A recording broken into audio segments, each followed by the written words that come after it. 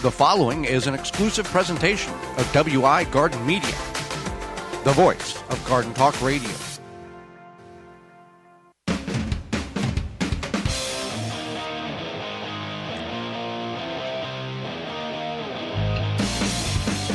Coming up on the program, we're going to talk about seed starting and understanding the world of seeds as well as strawberries in the ground and containers. Our guest is new author Pam Farley, and we'll answer your garden questions. The hour is full, so join us. You are listening to the most informationally packed hour of garden-focused radio in the country and on the internet with your host, husband and wife team Joey and Holly Baird. This is the Gardening with Joey and Holly radio show.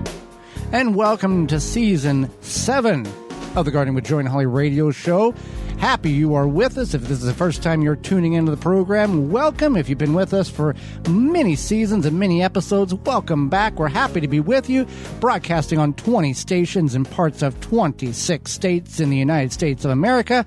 I am your host, Joy Baird. Beside me is my wife, co-host, best friend, and gardening partner, Holly Baird. This program is for you, about you, to help your garden grow better, to maintain your landscape, grow healthier trees, make your grass look greener, as well as preserving what you grow. If you want to be part of the program, well, you can find all past shows at our parent website, the WisconsinVegetableGardener.com, underneath the Radio 7 tab at the top of the page. You can find in-studio video replay. You can find all that stuff, podcasts, all right there. If you want to be part of the program, you can certainly do that. You can email us at gardentalkradio@gmail.com. That's gardentalkradio@gmail.com. And you can drop us a line. Let us know where you're listening to us in the world. If you want to call us, you can do that on the toll-free hotline at 1-800-927-SHOW, 1-800-927-7469. Well, Holly, let's get in the program here and talk about understanding seeds and seed starting. We are in the prime seed starting time right now, and we got a lot of new people and a lot of new beginners, and they're probably making the mistakes that we've made in the past. Right. And I think one of the biggest things to keep in mind is that you do not need to start all of your seeds, especially certain varieties of seeds. So, for example, root crops. Right. You're not going to start those. You just put those directly into the ground. Now, you don't have to start any seeds either. Correct. Yeah. But the root crops, if you are thinking of, I got to start these root crops, you don't. So that's one. Well, we're talking like radishes, you don't need to start inside. Beets you could. Yeah, I guess you could. But it's carrots you don't. Onions you can. Onions and leeks are, that's like not quite a root crop. I'm talking about like root crop. Right. Yeah. Rutabagas, turnips, those things. Mm-hmm. So you don't have to start everything at once. You don't have to start anything at all. And before you decide to buy some trays from rootmaker.com and buy some seeds from junkseeds.com and go full bore and invest a lot of money and get a Happy Leaf LED grow light, do some research. Don't just watch one YouTube video or read one article. Do a multitude of, 5 or 6 or 7, because I tell you a story. When we do our show from in a home studio, when we were constructing this, I watched a lot of videos on the right equipment, and 4 videos would say this is good, and 2 videos would say that is not good. So there's a lot of research and good sources out there, but there's also a lot of sources out there that wants that click and wants you to watch that video ad so they get that revenue, whether it's on a YouTube video or on a website. So that is what we're here for, to help you limit the mistakes that you may be or potentially will make, and you can get a hold of us at gardentalkradio@gmail.com. When to start your seeds all depends on where you live. So the biggest thing is that doing research and putting in find out your grow zone. You can find out your USDA growing zone by simply going to your favorite search engine and typing in USDA growing zone and putting your zip code, and it will tell you what your USDA growing zone is. And then from there, you can find your last average frost date, your first average frost date. Right now, we're going to focus on our last average frost date. And for some of you, it might be coming up sooner than you think. Right. And it doesn't mean that if the 14th of the month is your last average frost date, the 15th, you can run in the garden and throw your tomatoes or peppers or whatever in the ground. Right. That's not how it works. That is a guideline. There is, for us, when we plant our tomatoes, it is about 33 days past the last average frost date in our area, because you got to wait for the soil to warm up and you got to wait for the ambient temperature to warm up. You got to know that before you just throw things in the ground. That's why in the early portions of the season you can grow the quote unquote cool weather crops, the radishes, peas, spinach, lettuce, those type of items that can handle the chill. Kale, Brussels sprouts, you can put them in early. Brassicas handle the chill, and then as the seasons change. Then you can grow the more warmer crops, the hot season crops. Right, and that's how the that works. So what you want to do is keep in mind that you need to plant them in something. Yes. We use Rootmaker grow trays from rootmaker.com, coupon code radio23 to save 15% off your order. If we ramble over too many of these coupon codes, you can go to our parent website, which is the WisconsinVegetableGardener.com, and click on the Money tab at the top of the page. All of them are listed there for you. Right, but I'm talking about the medium. So whether it be potting soil, peat, the peat compost, pellets, compost, you got to grow them in something. And there's good somethings to grow in, and there's bad somethings to grow in. And if you can take some of the bad stuff, like peat pellets, wonderful technology, great way to start your seed off, contains no nutrient value, and the netting doesn't decompose as it says it does. I mean, it might in like 30 years. We're still digging things up from 10, 15 years ago. So you can start your seeds off, get them kind of growing, and then remove that netting and place them in another container with compost or potting soil that has some nutrient value. That's what you need, nutrient value. Watering is not nutrient value. You can use a slow-release fertilizer, a liquid fertilizer at a quarter of the strength. That's a nutrient value, but you want to be careful what you're using so the plants don't become addicted to it or require it, because you want your soil to feed the plants. You don't want what you're putting in the soil to feed the plants. Right, and that's exactly. You want to make sure that you're using the correct nutrients to feed the soil. And we start ours in a mixture of homemade compost and old potting soil that's too dry, and we incorporate the two, and then it basically brings the bad potting soil back to life, because we're mixing it with really enriched compost. And we're saving money on that end because we're making it last longer, but we're not compromising the seeds in which we are starting in that, because we have a good balance of nutrient value, material, medium for the plants to start and grow in for the time being. Right. And so the other thing you want to think about is grow lights, no grow lights, where you put these seedlings, what's going to happen in a couple months when they start to feel like they're taking up space, but also most importantly, how they're going to get their light to grow. Now, and plants need light to grow. Right. You don't have to use a grow light. We didn't use a grow light for a number of years, Holly. And though we didn't, we had to rotate the plants because they would draw towards the light source, which was the window. And that worked fine for a while. But when you invest in the time and money and materials and the mindset of, okay, I'm going to start as many plants as I can to grow as much as I can because it's going to be cost effective and I don't have to go to the grocery store and pay X dollar amount for fill in the blank, or have to go to the garden center and pay $7 for a tomato plant or a pepper plant. The investment of getting a good quality piece of equipment that will last multiple years, decades, is key. And that's why we recommend Happy Leaf LED grow lights. We've been using them for a decade now with zero problems. They have the utmost, they're designed by an engineer, made in America, and they have the correct light spectrum for plants to grow, and they provide more than the amount of light that is required by the plant with a very low cost impact when it comes to energy use. If you want to find out more, you can go to happyleafled.com, use coupon code JoeyHolly to save 10% on your order over $90. And, you're going to hear a lot of sponsors on this program over the course of the next 35 weeks. We do our due diligence, and we do not just get somebody that says, hey, we'll write you a check, say our name on the radio a couple of times. These are products that we use and that we have used, and we would use even if we didn't have a program, because they are that good. Absolutely. So speaking of that. Well, so with that kind of a wrap up on the seed starting, know what you're planting it in, know when to start it. Some you don't have to start. And if you're going to start them indoors, give them the proper amount of light so you can have a good, healthy plant start before you put them out in the garden so you can get them established better, quicker, and have less problems getting them to grow, and they will produce for you. Right. So we are brought to you today by our sponsors, Walton's Inc. Listen, we know you care about where your food comes from. Canning and preserving your fruits and vegetables is great. But what about the meat? At waltonsinc.com, you can get all the equipment, seasoning, and supplies to make sausage, jerky, and any other meat products your way to your high standards. Do you want to make snack sticks that people will actually like? Walton's created meatgistics.com, an informational site to help you make the best finished product. Walton's even has a full line of their own meat grinders, mixers, and sausage stuffers to help you go from animal to edible.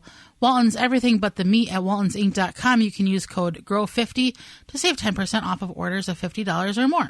Hang out with us. When we come back, do you grow strawberries? How do you grow your strawberries? In a container, in the ground, or neither? We'll go over all of that when we come back. You're tuned in to the Garden with Joey and Holly radio show. Got a question for Joey and Holly? Send it via email anytime to gardentalkradio@gmail.com. Grip 6 produces American-made products with sleek designs and quality materials. Based and manufactured in Utah, they have high-quality and durable products to last a lifetime. They are built beyond tough. Their wool socks come from Rocky Mountain source materials, are soft and comfortable, keep your feet warm and dry, and come with a lifetime guarantee. Even for the most sensitive toes, these socks are made for everyone. High-quality wool socks make a huge difference for happy feet. They fit in with all the many things you do, from around the house to the outdoors and beyond. They are comfortable and long-lasting. We wear ours daily and have become our go-to socks. We are glad we made the switch, and they are incomparable to any other socks we have worn. Designed and manufactured in-house for the best results and quality every time. When you purchase from Grip 6, you're supporting long life cycle products and American-made manufacturing. Check out their belts, wallets, and socks at grip6.com and use coupon code radio15 to save 15% off your order at grip6.com. Dig planting holes from a comfortable standing position. Step, twist, pull, and plant. Visit ProPlugger.com. Pomona's Universal Pectin is a high-quality pectin that gels reliably with low amounts of any sweetener. If you're trying to reduce the amount of sugar in your diet, you'll love Pomona's Universal Pectin. Now you can make healthy homemade jams and jellies sweetened to your taste. You can use sugar or honey to sweeten. Pomona's Universal Pectin keeps indefinitely when stored in an airtight container. Easy to use, versatile, and comes with directions and recipes in every box. Find out more and where to buy at PomonaPectin.com. Also available at natural food stores and online. Jung Seed Company is a family-owned and operated gardening company since 1907 with the largest selection of seeds and plants online. Use coupon code 10TG23 to receive 10% off your order at jungseeds.com. Again, that coupon code is 10TG23. Make watering easy. DripWorks provides quality drip irrigation supplies and equipment to gardeners just like you for all your growing needs across the U.S. and Canada. Purchase online at dripworks.com. Mantis tillers, the premium long-lasting gas-powered tillers, are the perfect solution for any garden. This Mantis machine is available with 2 or 4 cycle engines with a 19-inch or 16-inch tilling width. Your DIY companion in your garden and your lawn converts easily for edging, aerating, and more with optional attachments. Find details at mantis.com. The Gardening with Joey and Holly radio show is brought to you by the following: DripWorks, Rise Gardens, Grip 6, Bloomin' Easy, Fleet Farm, Waltons Incorporated, Blue Ribbon Organics, Tree Diaper. Find all sponsors at the WisconsinVegetableGardener.com and thank them for their support. Welcome back to the Gardening with Joey and Holly radio show. Farm and Garden Ultimate Comfort, Farmer's Defense has lightweight and durable sleeves made to protect you against the elements while farming. Farmer's sleeves offer unparalleled protection of arms and skin for any farmer, gardener, or outdoor worker. Say goodbye to irritated skin and sunburns in the garden. Their sleeves offer cooling, comfort, and protection against the elements outdoors. An alternative to thick clothing, Farmer's Defense is made of wicking material with UBF protection factor of 50 plus to protect your arms from allergens and scratches. To find all of the great products and more, visit farmersdefense.com.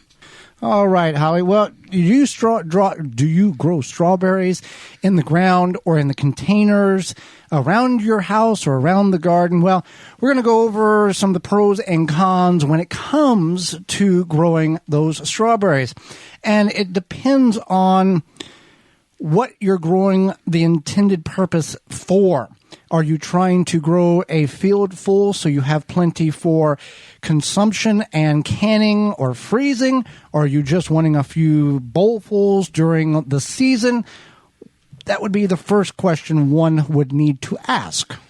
And some people do this because of ornamental reasons. They will buy a strawberry, one of those container strawberry deals. Yes. And then baskets, whatever they're called, that you can get at the garden center, big box store, whatever. And they just like the aesthetic of the strawberries, and then that's it for the season. Or they just think, okay, I'm going to buy these strawberries and it's going to be perfect and great. And then the first year you get no strawberries. Right. Yeah. Now there's June bearing and there's everbearing. June bearing, hence the name, bears the berries in June. Everbearing, you're going to get in the spring, get a few in the summer, you get in the fall, you're going to kind of get everbearing. So I'll tell you our story. We had June bearing strawberries. This was 2000-ish 12. And we got them from online supplier. And we planted, we got like 20. And typical strawberry life is 5 to 7 years. Well, once we got to that 4-year mark, we had an area that was approximately 150 square feet of strawberries. They were not in rows or in distinct grow patches. They were just a carpet of strawberries in the high end of our garden. However, at that 4 to 5 year mark, we were harvesting 10 to 15 pounds of strawberries a year. Then they declined rapidly after that point because that's the life cycle is about over with on them. So they do propagate.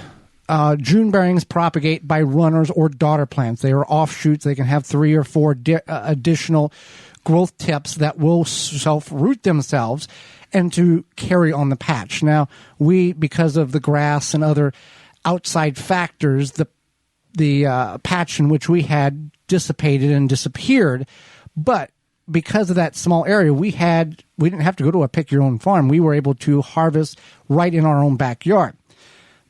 Difference being, if you're in a container, you're not going to have, or several containers, you're not going to have the volume of plants that will produce the quantity of berries that you may think you should be getting. So, right. So to me, it doesn't make sense in my world that I would grow strawberries, 7 plants to get 1 bowl of strawberries for the season, and that's it. And then you got to keep the things alive and watered all growing season long. You're talking about those containers? Correct. Yeah. So that's very true. And again, people will do it for the aesthetic because they want a handful of strawberries, whatever. Now, one thing I would keep in mind is many people might think, okay, so I can get June bearing, which means that they bear the bulk of the strawberries in June, or I can get everbearing and I can enjoy strawberries all summer. Now, say you do a lot of canning, you might want the June bearing just so that you can or whatever and then be done and then move on to the next thing. So everbearing, in comparison, everbearing is the similarity to indeterminate tomatoes. They'll produce throughout the season, but never necessarily a large bulk at one time. Right, exactly. And that's something to keep in mind. And then also the June bearing puts off those runners. Yes. And you want to keep that in mind because they're going to, if you have them in the ground, they're going to take up more space. Some people do try to control the runners. They try to move the runners. And you can certainly do that. We had this crazy patch of strawberries, like strawberry all over the place. Right. But by the end of our strawberry life cycle, But the daughter plants will root themselves, then detach themselves from the mother plant, and then you can dig those daughter plants up and replant them in places that you want. It just got to the point where you figure 150 square feet. You kind of do the math on how big that area is in your mind, and that is just a carpet of grass and multitude of strawberry plants, and just kind of it ran its cycle, and we knew we could do it, and we put other things in that area that we felt were more productive than maintaining a strawberry patch in the later cycle of its life on the original plants. Right, and another thing is that when you're growing strawberries, you do have to worry about pest control. Birds. Because a lot of times, birds will find those strawberries faster than you can and eat them, and it's extremely frustrating, especially if you took time to set aside that area. And I'm going to get it tomorrow. It's not here. And it's like your third year, and you're like, I'm finally going to get a prolific amount of strawberries, and these birds are like, oh, good morning, let me eat your strawberries. So you have to think about that too, maybe where you're putting it. If bird cages, bird netting. All sorts of stuff. Some people paint rocks red to scare the birds away because they peck at the rocks, and they're like, oh, that hurts my beak, I'm not going to eat here. I don't know how smart birds are, but they stay alive during winter. Right. And it's cold, so Yeah. I'm going to give them probably pretty smart. I'm going to say they have good instinctive characteristics. So that's one thing to keep in mind, is that there are pests that you would have to worry about. And then also just thinking about, yes, strawberries are good, but maybe something like a blueberry or raspberry or whatever berry plant might be more asparagus suited. Yeah, or asparagus might be more suited for that area. Just all depending, especially if you do live near your own farm, you might have a better usage for that acreage. Right, and we're not detouring you or discouraging you if you have berry plants in containers or are thinking about that. We're here to present to you both sides of the equation to allow you to make the best educated choice for the best return on investment or time spent in order to get a return, whether you feel that it's is positive or negative, and what is the best move, because most times you don't want to be out there every night watering containers to keep the strawberries alive for 27 weeks before they go into dormancy, so you can get 3 weeks of berries or a scattered of 4 to 6 weeks of berries over the course of a growing season, assuming that nothing eats them. Yeah, exactly. And then you have to find a place to store that container or do something with it or put it somewhere, whatever it may be. So that's another drawback. I would say that I would just not grow strawberries in containers, but that's me. I feel like if you are concerned about space, there's a lot of other things you can grow in containers that make more sense, and you might just use the ground space for strawberries if you're that determined to grow them. If you want to maybe think, oh, I'm going to get a feel for this, I would still use the ground space. Yes. So, Holly, soon it'll be warming up, and you will want to make sure you can enjoy your yard without sharing it with those beetles and grubs. Yeah, with spring just around the corner, it's time to start thinking about controlling beetles and grubs in your garden or your yard. Grub Gone can be applied to your turf or garden or around ornamentals to control grubs and lessen the impact that the beetles have on your yard this summer. Easy to use and apply with a commercial spreader or irrigate right into the soil. Biologically specific to target grubs and beetle invaders without harming the beneficial insects you have in your environment, such as bees, butterflies, and ladybugs. And to be honest, it's the only non-chemical that works. You can find out more and purchase at phyllumbioproducts.com. That's PHYLLOM bioproducts.com, phyllumbioproducts.com. And I will want to throw in on the strawberry thing. If you are going to grow strawberries, get the sets or get the starts. Don't try to start them from seed. And grow. There are varieties that grow better in certain geographical areas in the United States. So be sure you do your research and get that particular variety. That, don't try to grow something in the South that only really grows good in the North. Hang out with us when we come back. New author Pam Farley will be with us. You're tuned in to the Gardening with Joey and Holly radio show. Have a garden question? Give Joey and Holly a call now or anytime 24/7. Just dial 1-800-927-SHOW. If you can't get through, leave a message and they will call you back. Call now, 1-800-927-SHOW. Aqua-Mart.com has everything you need for eye-pleasing outdoor water features on your property. For over 25 years, we've been creating and field testing beautiful water features in order to provide you with the most reliable products and best value in the industry. From easy-to-install pond and water-filled kits to pumps, fish food, and more, you'll find everything you need to install and maintain a naturally balanced water feature in your yard. Make your backyard a true oasis and maintain it well. Visit aqua-mart.com to shop for all your needs. We know that you appreciate the value of a beautifully landscaped yard, but tackling such a project yourself can seem way too complicated, right? Bloomin' Easy plants are the answer. Their plants are low maintenance and offer exceptional beauty and color for your yard. Plus, they offer free seasonal care reminders with simple how-to videos tailored to the plants that you choose. With Bloomin' Easy on your side, creating the yard that you've always wanted becomes as easy as plant, water, and relax. Check them out at your local garden center or by visiting bloomineasyplants.com. Worried about watering too much or too little? Tree Diaper technology is the best way to stabilize your soil moisture in your garden, trees, or houseplants. Use coupon code GARDEN15 to save 15% off at treediaper.com. Chapin has the tools you need to water, feed, and protect your garden. We make equipment for lawn and garden care, and we are always innovating to help make your next growing season a success. Our newest products are the 5010 Rose Duster, watering tools including hose nozzles, sprinklers, and timers, the Mixes on Exit Backpack Sprayer that mixes concentrate as you spray. You can find all products at www.chapinmfg.com, major online retailers, home improvement stores, and hardware stores near you. Need a new mattress? Choose Furlow over the other leading brands and save big, really big. Because, hey, nobody ever slept better for paying thousands more for basically the same mattress. Plus, with Furlow mattress, you also get our exclusive lifetime comfort guarantee.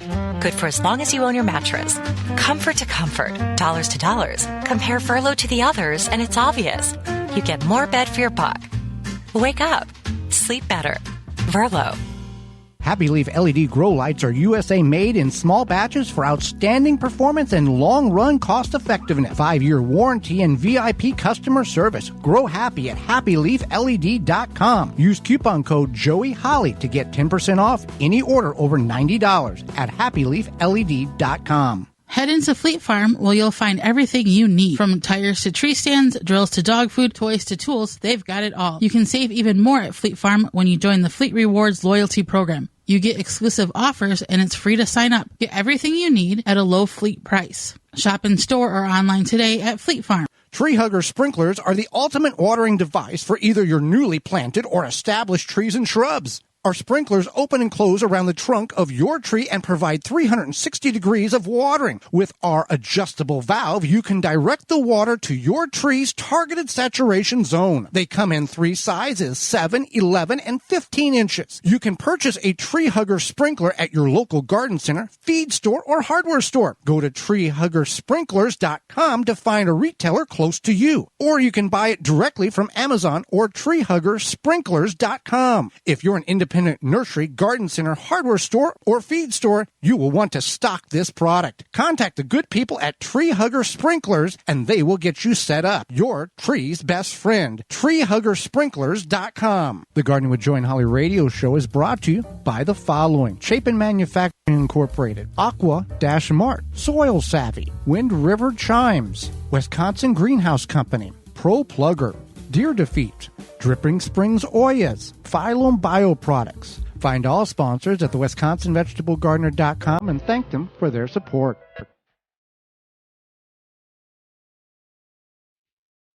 Welcome back to the Gardening with Joy and Holly radio show. Happy you're with us today. Moments away, author Pam Farley. But first, a message from Rise Garden. Rise Gardens is a revolutionary hydroponic gardening system for your home. Instead of food traveling hundreds or even over 1,000 miles before it hits your plate, harvest the veggies, herbs, and greens you need for dinner tonight in the comfort of your home. No green thumb required. Knowledge. Gardening made easy with the Rise Gardens app. step-by-step guidance from seed to harvest, a complete garden on a shelf, and comes with everything you need to grow healthy and the freshest food for you and your loved ones. Fully customize your garden to your needs and preferences. For more information and to get your Rise Garden, visit risegardens.com. You got to check it out. It's really, really neat, how this thing is put together, and the technology. Technology is good and bad. The technology is good in this situation. So, Holly, let's go to the hotline and bring in our guest for this week. Pam Farley is also known as Brown Thumb Mama. She is a blogger, author, and small business owner. Her new book, The First Time Gardener, Container Food Gardening, comes out March 7th. Welcome to the program, Pam. Thanks for having me. Well, we thank you for taking time out of your day, not only educate Holly and myself, but all of our listeners. And I'll start with this. Obviously, in the garden, for many gardeners, we want to do things as natural as possible. What are some natural ways to eliminate those aphids, snails, and slugs that want to do damage to the plants we're trying to grow? These are some of the most common garden pests that I think everybody battles. And at least for when my grandpa was teaching me about gardening, he wanted to spray everything with chemicals because that was how things were done back in the day. Thankfully now there are a lot safer ways to keep the critters off your plants. And believe it or not, for aphids, your first line of defense is going to be to just wash them off with the hose. They're not very strong. And you can just get a spray nozzle on your hose and blast them off of your roses or your vegetable plants. My kids get a kick out of buying ladybugs at our local garden center. The ladybugs and ladybug larvae will eat the heck out of your aphids. You can also use insecticidal soap, which is different from doing dish soap or laundry soap. You see a lot of interesting suggestions on the internet, and they're not always safe. But insecticidal soap suffocates the aphids, and it is safe and non-toxic for the plants and for us when we're eating them. So those are,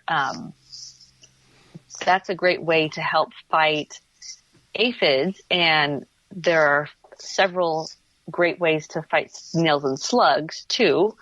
One of the easiest things that you can do is to keep mulch and leaves away from the stems of plants. Snails and slugs like to hide under mulch and bark, which mulch is great for your garden because it conserves water, but you have to kind of balance that with if it becomes a snail and slug hideaway. Another thing that I have seen is, I haven't used this myself, but some folks say if you lay a little piece of maybe a broken fence board or something on the soil in the garden, for some reason the snails and slugs will like the shade underneath it, and you can go out there first thing in the morning, pick up the board and get rid of all the yucky guys that way. Scrape them off into the trash can or something. Another one that I just recently learned about at a business conference is wool pellets. And these are little, they look like mothballs, but they're made from waste wool that normally would be thrown away. And they kind of smell a little bit sheepy, but you spread a layer of these wool pellets around your plants. The pellets expand a little bit when they get wet, and they kind of turn into a carpet that the slugs and snails don't like the feel of. So they are keeping down weeds, conserving water, and keeping the snails and slugs away at the same time. They're kind of like the best mulch ever, as long as you don't mind a little bit of an interesting smell. That's definitely very interesting. Never had heard of the wool pellets. It was new for me too. I thought it was pretty neat. That is neat. So you are an advocate for natural living. What is natural living, and what are some ways people could live more naturally themselves, no matter where they live, or maybe they don't even realize they're already living naturally? I think the important part to me about what living naturally means is to tread carefully on the earth, pass up if you're getting takeout and you're going to bring it home, don't take the plastic forks and use the silverware that you already have. It could be, for some people, it's growing a couple of herbs on their windowsill. There's all different ways to live more naturally. You don't have to be super extreme and, stop buying makeup and get rid of all your fancy, iPhones and things like that. It's just about taking good care of the earth. And a lot of times by extension, we end up taking better care of ourselves too, because we're eating healthier and being more mindful and things like that. Okay, so we are talking with Pam Farley, also known as Brown Thumb Mama, author, blogger, small business owner. So your book, The First Time Gardener, Container Food Gardening, comes out this Tuesday, March 7th. What is something intriguing or helpful tip that would get our listeners, they're interested, piqued, to pick up a copy? I know that your readers are already interested in gardening, and they are probably quite skilled gardeners themselves. My book is, as the title says, The First Time Gardener. And so this book is great for those folks. I tried to include the questions that the other gardening books think that but you might be too embarrassed to ask. Things like, if I plant seeds, do they have a right side up? These are things that people have asked me. Right. What does full sun mean? What if it's sunny there all day, but then when the sun goes behind the neighbor's tree, it's shady for a half an hour? Does that still work? Or what if I plant my plant in a container that's too small? Is it going to die?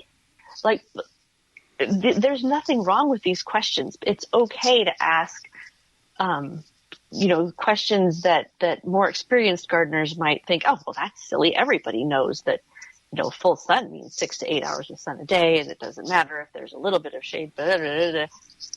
But this book is for the beginningest beginner, and it's very kind and welcoming and friendly, and there's no such thing as a question that's too basic.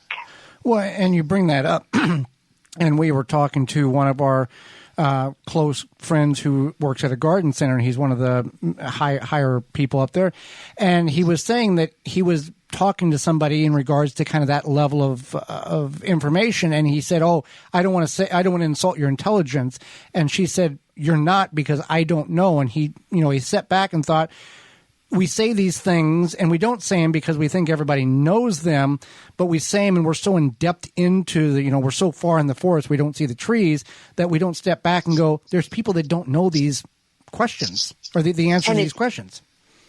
And it's okay to not know them. Right. I have a friend who's an excellent seamstress, and I was telling her that I just can't get the hang of putting in a zipper, and she looked at me, like I just stepped off of another planet, and said, well, that's so easy.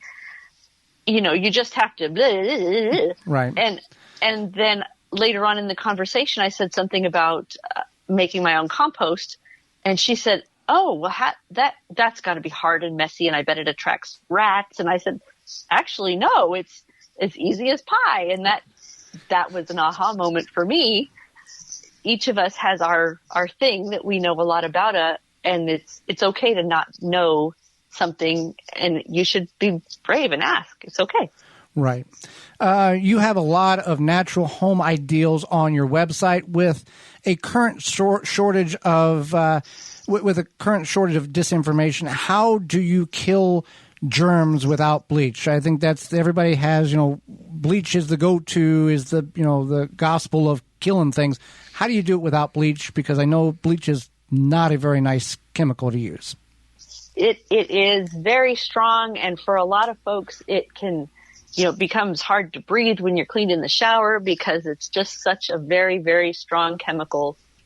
And believe it or not, there is a more natural, less abrasive combination that you can use. And it is hydrogen peroxide and white vinegar.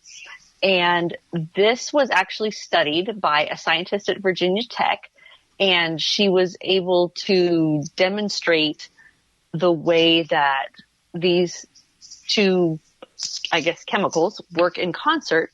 So you would put a spray top on both of them, or pour them separately into separate spray bottles. You spray the vinegar onto the surface that you're disinfecting. So, the kitchen counter, the bathroom door handle, light switches, things like that. Leave it sit for a few minutes, and then you spray the hydrogen peroxide on. You don't wipe it off. You just spray them on in order. And when you spray these on together, they form peracetic acid, which fights against Salmonella, E. coli, and Listeria, which is, those are 3 germs that none of us want floating around our houses by any means. An important note that you don't want to use this combination if you have granite countertops or marble countertops or any kind of natural stone in your house or kitchen, because the vinegar is acidic and it could damage the stone. Right. And sometimes, most of the time when you use bleach, it's more harmful to you than what you're trying to clean. Probably. So, what is the best way, what is the best practice for container gardening? Your book is about container gardening. What do you see, or in the book, what do you find to be the biggest mistake maybe that people aren't aware that they're making, but they're making? You're like, hey, you shouldn't do that.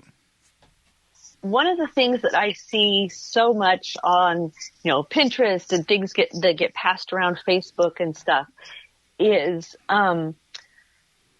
planting food in containers that are not food safe.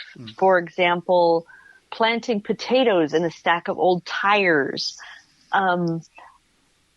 There are so many. So I talk a lot, of course, about, choosing the right container, picking the best size of container, making sure they have drainage, of course.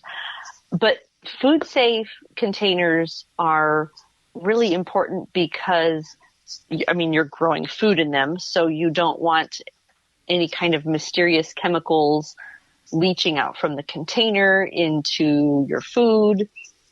That means planting potatoes in a stack of tires is right out, because heaven knows you wouldn't eat your dinner off of a tire. So please don't grow food in something you wouldn't eat off of. Some folks will find, a pretty old bucket or something at the thrift store or the flea market, and they want to plant in it, but they don't know what, if it's really old, it might have lead paint, things like that. In that case, what you can do is use a food safe pot on the inside, like a nursery pot or something like that, and use your pretty container on the outside. It's called a cache pot when you have a pot inside a pot, and you can see those a lot of times at different big planters and things will have several small pots inside of them. So I think that is the biggest concern that I see. And, you can't correct everybody on the internet, but gosh, don't eat out of something. Don't grow food in something you wouldn't eat off of. It's just not safe. Right. So for those of us who do go thrifting and to the flea market, do you know if there's a way, maybe not necessarily for like a container, but say I found these ladles at the flea market, these vintage ladles, and I'm like, is this lead paint? Should we use this? I don't know. Do you know if there's a way to tell if it would have That lead is paint? a great question. I believe that there are home lead test kits.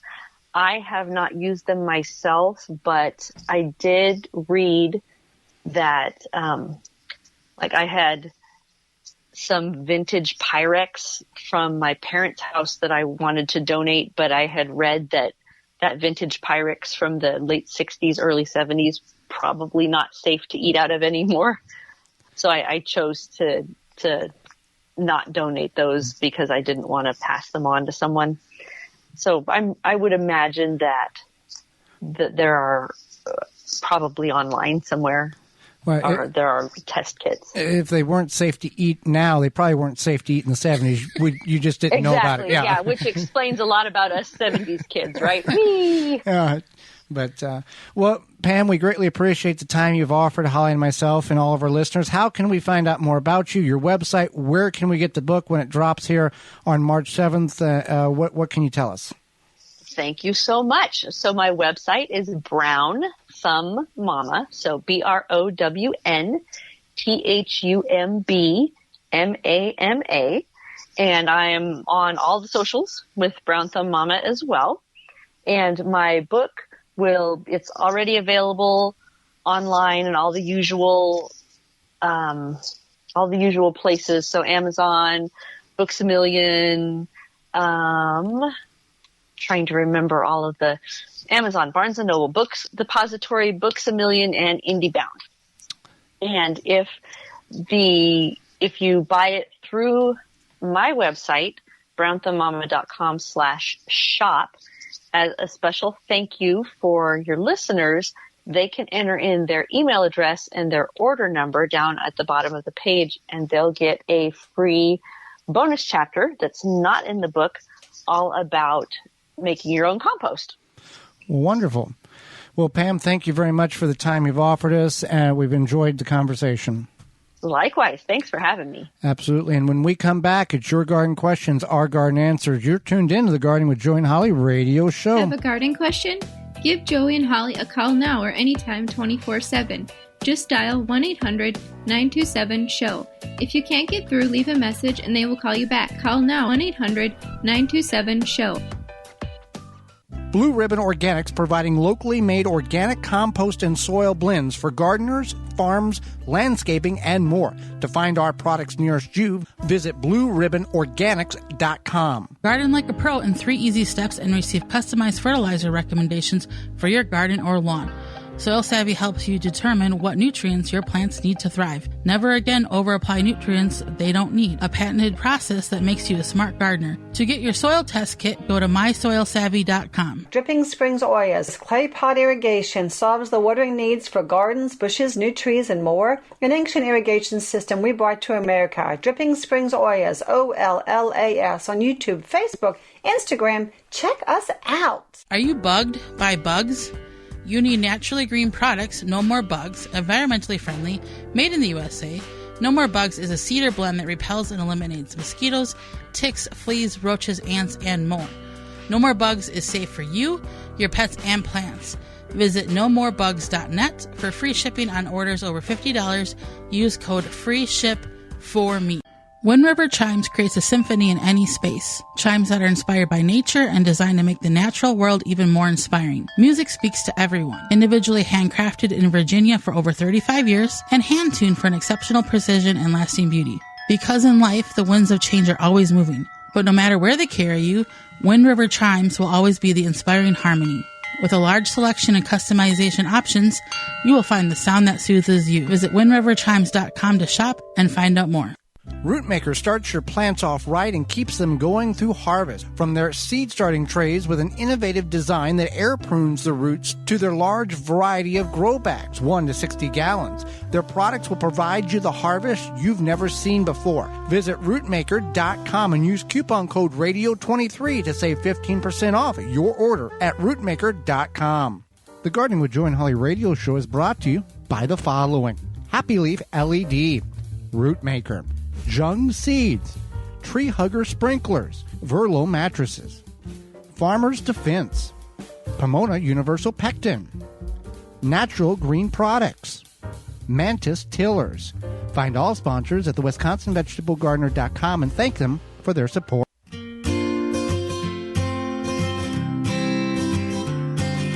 Welcome back to the Gardening with Joey and Holly radio show. Happy you have been with us today. Glad to provide you the program. We are in Season 7, Holly. Season 7, Show 1, will be with you through weekly through the end of October. So we thank you for that, and we look forward to learning more about who you are. Sometimes I can't believe we're in our 7th season already. Seventh season. Seventh season. Yep. 20 stations in parts of 26 states. Well, Holly, we got, first of all, if you've got a question, it's time for question and answer. If you want to be part of that, you can give us a call at 1-800-927-SHOW. That's 1-800-927-7469.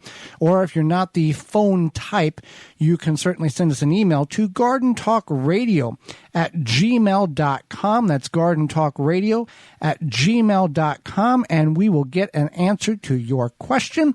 This question, we'll start with the first one, is sponsored by Fleet Farm and fleetfarm.com, Holly. I have onions they're sprouting in the cabinet. Can I plant them in the ground when the ground is warm enough? You could use the green off of the onion and then use the bulb the best you can. Onions are biennials, and they will go to seed if you do not know if they are long or short day or midday onions. So you don't want to save the seeds. You would just want to put the green parts in the ground and see what happens. Oh, people do not like that answer on social media. On our social media pages, we've got a video about that particular question, and it is not, people don't like the answer that you just gave because, just plant it and you don't know what you're talking about, which, figure 10% of the population online are certified not nice. 90%. Certified not nice. Yeah. No, I agree. And there's people that just will be critical because they're just miserable people. That's who they are. Yeah. It doesn't matter if, 14 universities and 7 scientists say that, hey, this is not what you do. It doesn't matter. But yeah, the seeds, you don't know where they're coming from. Now, if you have grown that onion yourself from a start, that you started, and it is going to seed in the cupboard, then you could put that in the ground to get it to put more seeds on so you can grow more next year. Yes, but if it's just random sweet dahlia or walla from who knows where, not going to be a good thing. All right. So the next question is: yes. Is there a type of wood that is best for making raised beds? All right. Yes. If people were upset at that last question, they're going to be more upset at this one. Typically, you hear the answer, Western red cedar is the go-to wood for making raised beds because it's rot resistant. However, it is a very expensive wood, and it can be difficult to get a hold of. So there are other options. You've got untreated pine, which doesn't last long unless you stain it or preserve it with some type of stain or non-toxic paint, and even that gets you a little bit longer. You can use treated wood is another way. Now, it is treated with a copper chemical, not an arsenic as it was in the 90s. All of our raised beds are 2x12 treated lumber. Now, copper is an element in which all human life needs. You've got the periodic table, and copper is in there, and humans got to have some copper in there. Mm-hmm. But studies have shown that if you put treated wood next to soil, this was done in the 90s. I think Oklahoma Gardening on YouTube. This was an archive video that they checked the soil when they used arsenic treated wood. Next to the wood, a couple inches out, in the center of the bed, the leaching was almost non-measurable, and that was with arsenic. So the leaching of the potential chemical from the wood, whatever you're concerned of it being, I don't think it's going to be a concern. Now, you can layer the bed with a plastic, but then you got the whole thing of, well, it's plastic, and now all this other stuff. So if the basic answer is untreated wood, probably the safest. A pine wood, probably the safest, but you're only going to get 2-3 years out of it. There are non-toxic preservatives that you can apply to the wood in order to make that wood last longer. There are composite materials like the plastic deck boards that you could use instead of wood. However, then you're back to the plastic and what was used in that plastic, or to make what adhered that plastic to make that board. So we've used pallets that were heat treated and were not used for chemical transportation, and that has worked somewhat decent. The shelf life on those are much less because they're very thin pine or oak boards. So there is that's sort of an answer. That's our answer. With anything that we offer you in questions through gardentalkradio@gmail.com or 1-800-927-SHOW. Take it and do your research and see what best works for your area because your mileage may vary. Okay, so another question is, what does it mean when it says days to maturity from planting inside or out? Yeah, we see this on the label. Days to maturity, 80 days. Days to maturity, 112. What are we talking about? Is it from the time we start the seed inside in our cell, in our root maker grow tray, or what's the equation? What's the answer here? It's from planting to harvest. So if we plant a radish seed outside, it's 30 days to maturity. If we start a tomato seed inside, it doesn't start until we put that tomato in the ground and then start going. We put the tomato in the ground X day, and then we count 90 days, and that's when the plant should be bearing a produce for us. Right, and that's why you don't have to start seeds. Well, you don't have to start seed.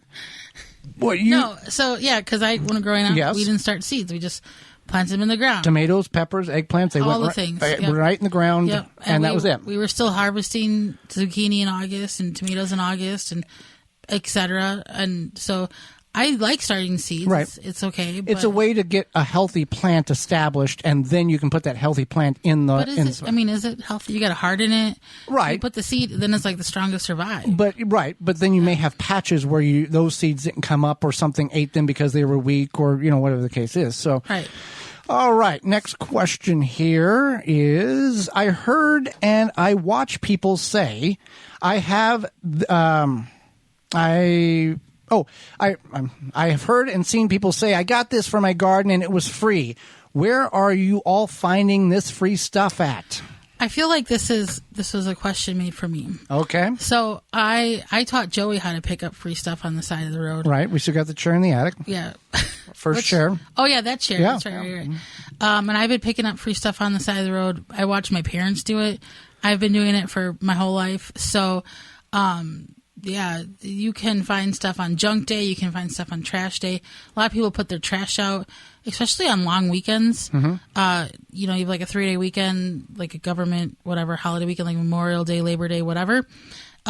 People will put their stuff out after that weekend because they've cleaned up their garage, etc. And you can find that stuff. You can also a lot of times find stuff now on Facebook Marketplace.